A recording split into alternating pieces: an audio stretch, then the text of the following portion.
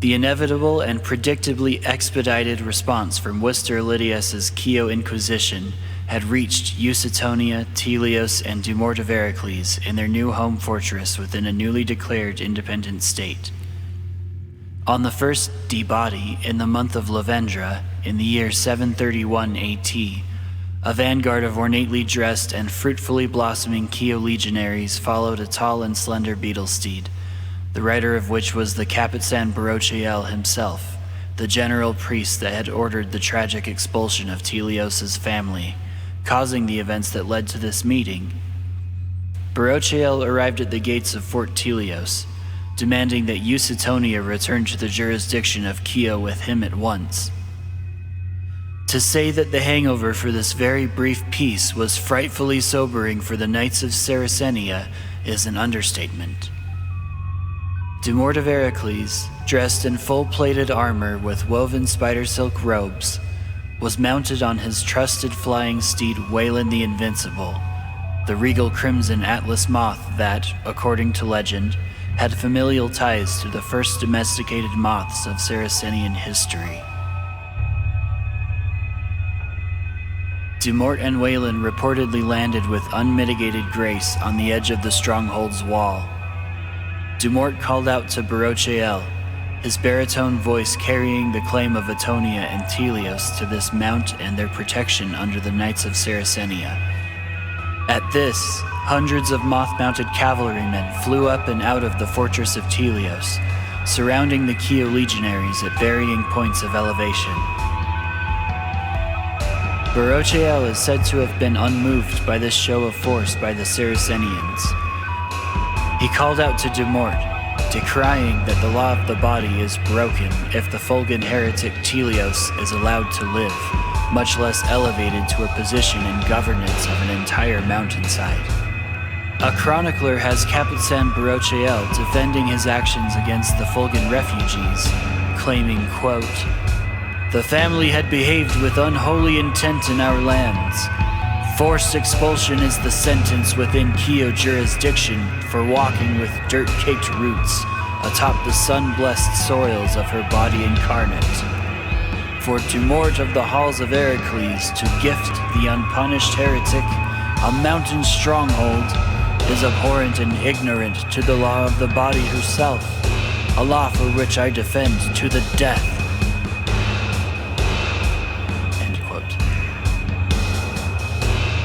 Barocheill continues, quote, "A plague upon the body is the rightful enemy of the natural Qli.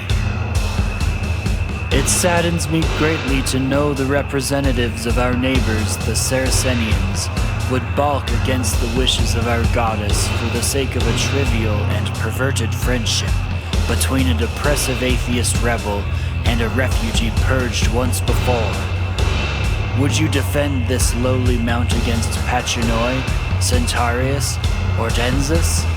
To what end, Dumort of Ericales, do you see this charade possessing?" End quote.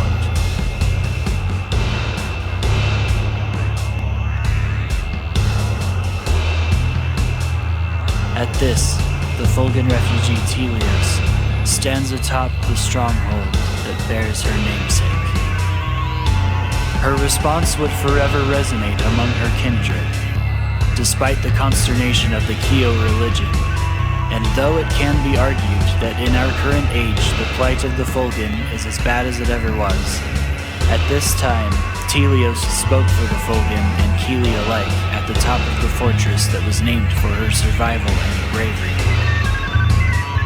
Telios proclaimed to Capitsan Barocheill of the Qyo Inquisition, quote, "My family was pulled apart, if for nothing then for your own violent innovations and arrogance. What voice speaks to you but your own, Capitsan? Why do you see me as your foe? Or is your faith a veil all its own?" End quote. Barocheill stared down Telios for a few full moments.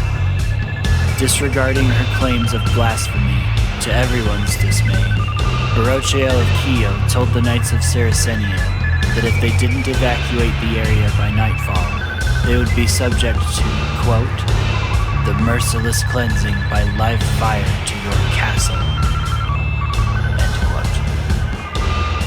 The Legion of Qyo turned and left to their outpost at the base of Mount Zygote.